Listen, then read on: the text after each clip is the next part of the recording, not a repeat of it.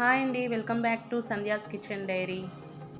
ఈ వీడియోలో సాంబార్ ఎలా చేయాలో చూద్దాం. ముందుగా ఒక కుక్కర్ తీసుకొని అందులో 2 కప్పుల కందిపప్పు తీసుకోవాలి. ఆ తర్వాత ఒక 10-15 పచ్చిమిర్చిని ఇలా తుంచి వేసుకోవాలి. కొద్దిగా పసుపు, కొద్దిగా ఆయిల్ వేసి వాటర్ పోసుకొని ఉడికించుకోవాలి. కొద్దిగా చింతపండు తీసుకొని బాగా కడిగి నానబెట్టుకోవాలి. కడాయి పెట్టుకొని అందులో ఆయిల్ వేసుకొని కొద్దిగా మెంతులు, ఆవాలు, జీలకర్ర, ఎండుమిర్చి, వెల్లుల్లి వేసుకోవాలి.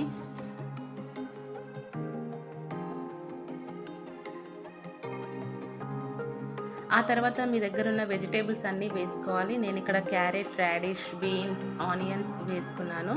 తర్వాత మునక్కాయలు కూడా వేసుకున్నాను.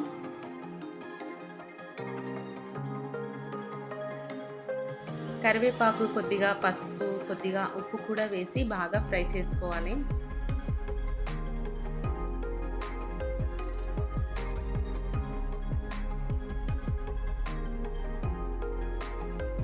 ఆ తర్వాత మీడియం సైజ్ టమాటా ఒకటి కట్ చేసి వేసుకొని బాగా మగ్గనివ్వాలి.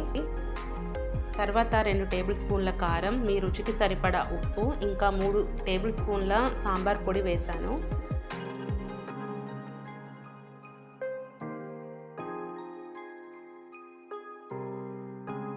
మనం నానబెట్టుకున్న చింతపండు నీళ్ళను ఇందులో వేసుకోవాలి.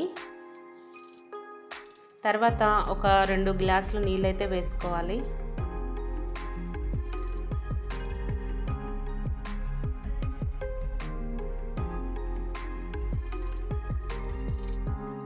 ఇప్పుడు మనం ముందుగా ఉడికించుకున్న పప్పును ఇందులో వేసి బాగా మరిగించుకోవాలి.